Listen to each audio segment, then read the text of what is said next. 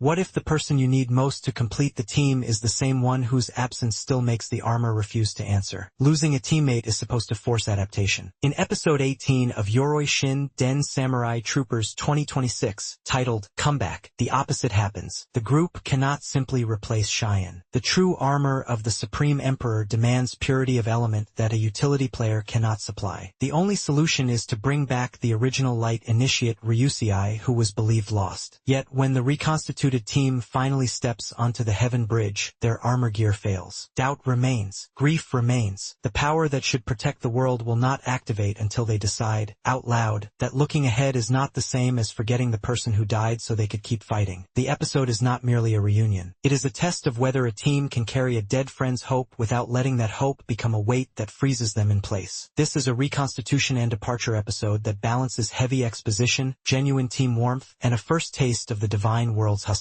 The tone moves from quiet strategic necessity to welcome home affirmation, then into training comedy, and finally into a combat sequence that stalls for emotional rather than tactical reasons. The central conflict is internal as much as external. Can the samurai troopers become whole again without leaving Cheyenne's sacrifice unresolved? The episode is interesting because it treats power failure as a direct consequence of unresolved feeling rather than simple plot inconvenience. The episode opens on the practical problem left by Cheyenne's death. Someone must fill the hole. Ryusei is the obvious candidate, yet not everyone agrees. Yamato has been talking about fighting as a four-man team. The conversation turns to Guy, who has been holding the armor of light as a temporary measure. He explains the system with clinical clarity. The armor of the Supreme Emperor requires 5 initiates of fire, air, water, earth, and light united in purpose, each at a high degree of elemental purity. His own affinity is Cosmos, an all-rounder who can adapt but never reach the purity required. He inherited the role because Ryusei was gone. Now he intends to return it. He owes Ryusei. He will bring him back even if it kills him. The decision is framed as both strategic necessity and personal debt. Ryusei appears. He has taken a long time to return. Mr. Sanada asks the only question that matters. What does he want to do? Ryusei asks to be made a samurai trooper again, acknowledging he has no right to ask. The team's answer is immediate and unanimous. They need him. They were already talking about it. We're all on the same team, remember? The welcome is warm, practical, and free of prolonged sentimentality. Guy confirms it is what Cheyenne would have wanted. There is no time for lingering. The divine world could attack again at any moment. Exposition follows. Ryusei outlines the history of Yatagojin, the god of destruction who once wore the armor of the Supreme Emperor, was transformed into a dragon, had his memory erased, and was sealed on the island nation under the watch of Tsugumi-Yoshima. The armor was broken into the 3 sacred treasures. The divine world forces are after the true armor. The troopers' plan is to assemble it first, beginning with the shield of domination, which Ryusei's father hid and which still lies in the divine world. Humans can cross via the heaven bridge, which appears briefly at daybreak and is guarded by 4 checkpoints, each held by one of the 4 beast warriors: Inmiai, newly transformed and weak; Gaimei boar, Shimi, serpent; and Gomiai, horse leader. A parallel group, former antagonists or new initiates, is recruited to master supreme arts so they can support the true armor. The condition is explicit. Without the desire to protect someone, the arts will not function. They must become human in mind as well as body. The training montage that follows is deliberately absurd. Facial cleanser for the wicked, novelty noodles, a new look competition, underlining how far these characters still are from the required interior change. Meanwhile, in the divine world, political undercurrents surface. Gaimei's earlier testimony against Ryusei is revealed to have been the result of control. Tsugumi is petitioned regarding the Jewel of Conquest. The pieces of the larger conflict continue to move. At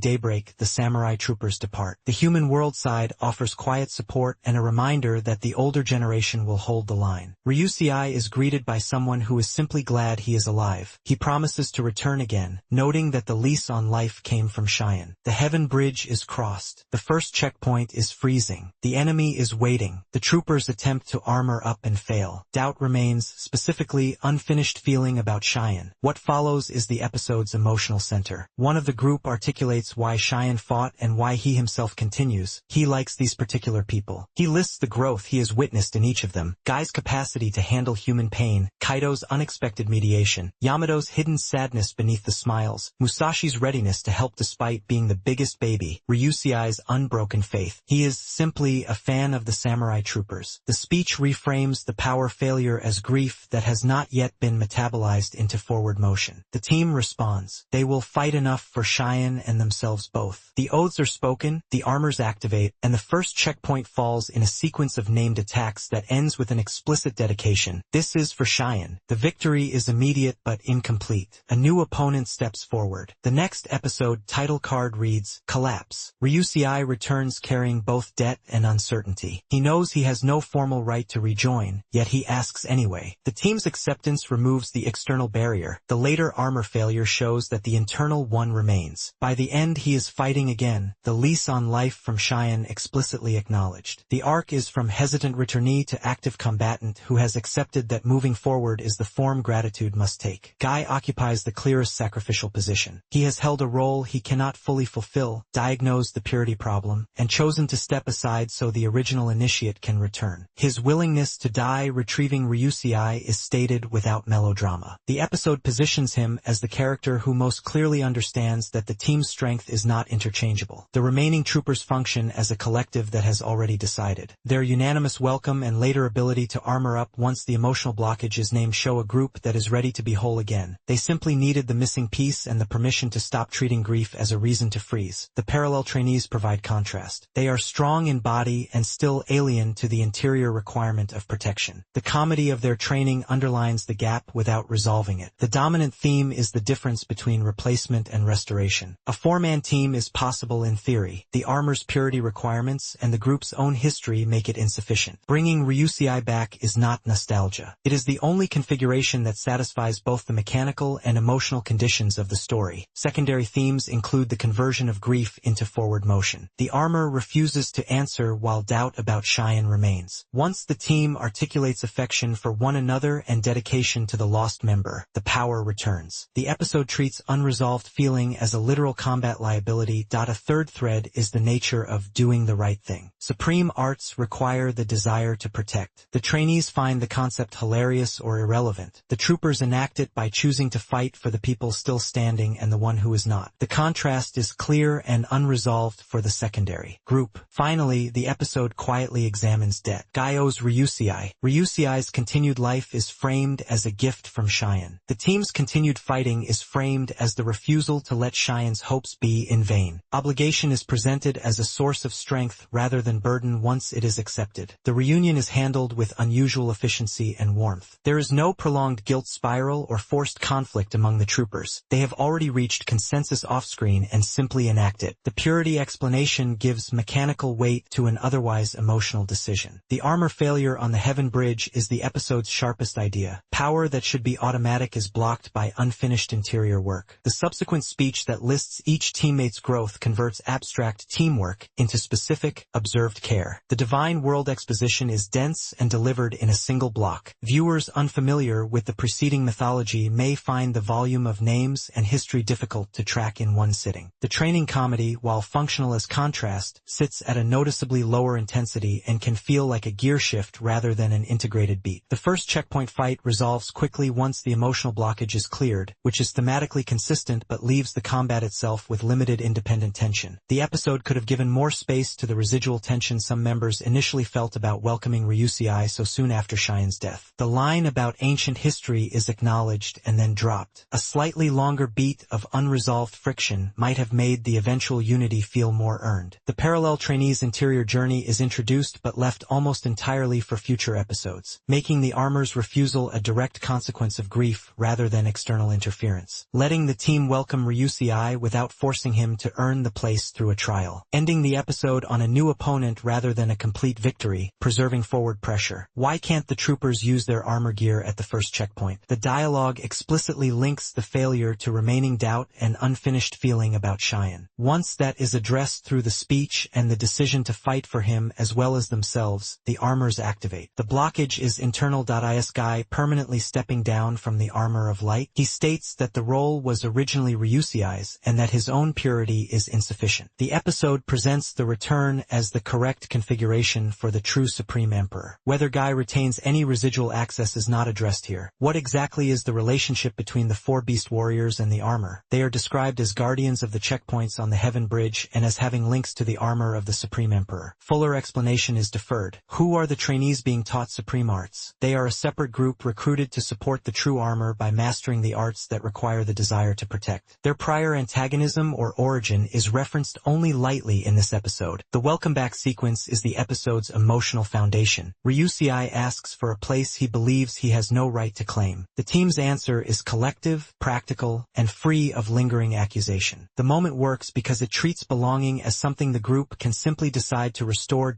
Guy's explanation of purity and his decision to retrieve Ryusei give the reunion strategic weight. It is not only that they miss their friend. The armor itself will not reach its true form without him. The personal debt and the mechanical requirement are aligned. The armor failure and the subsequent speech form the episode's peak. The power does not answer until the characters name what they are still carrying and what they still value in one another. The list of each member's growth is specific rather than generic, which makes the declaration, "I'm a fan of the samurai trooper's land," as earned rather than sentimental. The fight that follows is framed as repayment and continuation at once. Episode 18 is the moment the team stops being a group that has lost a member and becomes a group that has chosen to be whole again. The central question, whether they can move forward without leaving Shine's sacrifice unresolved, is answered in the only way the story's own rules allow: by bringing the missing piece back, by naming the grief that still blocks their power, and by fighting in a way that explicitly includes the dead. The armor answers once the interior work is done. The divine world is still waiting with the next opponent. The comeback is real, incomplete, and already under pressure. That is exactly as it should be.